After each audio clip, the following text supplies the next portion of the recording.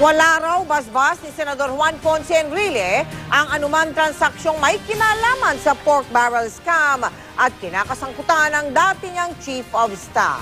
Ganyan din po ang depensa ni na Senador Jinggoy Estrada at Senador Bong Revilla na kapwa may mga tauhang idinadawit sa kontrobersya. Nakatutok si Cara David.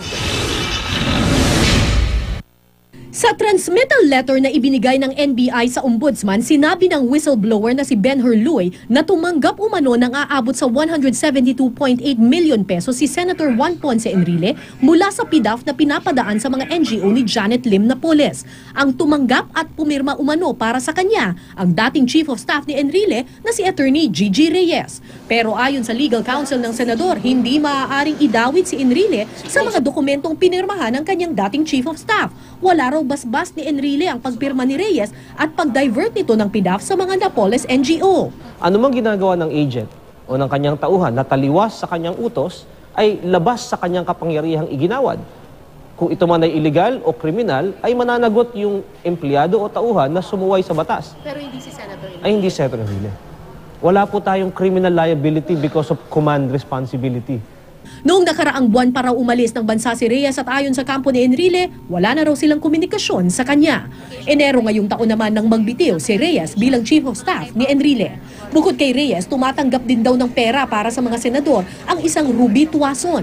Ayon kay Luis, staff daw ito ni na Senador Enrile at Senator Jinggoy Estrada. Pero parehong itinanggi ni na Enrile at Estrada na staff nila si Tuason. Matagal na raw nag-resign si Tuason bilang appointment secretary noon ni dating Pangulong Joseph Estrada.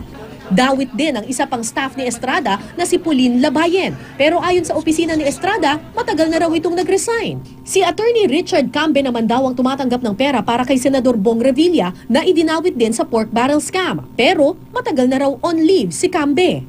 Kasama rin sa reklamong isinampa ng DOJ ang ilang opisyal ng NABCOR, NLDC, ZREC at Technology Resource Corporation o TRC. Nanindigan ng kasalukuyang pinuno ng TRC na wala siyang kinalaman sa pork barrel scam. Ayon kay Dennis Cunanan, Deputy Director General lang siya noong 2007 hanggang 2009 at lahat ng desisyon ukol sa PDAF ay nanggagaling daw kay dating TRC Director General Antonio Ortiz. Kaya nga raw nang siya na ang naupong pinuno ng TRC, ipina-blacklist niya ang mga NGO umano ni Napoles.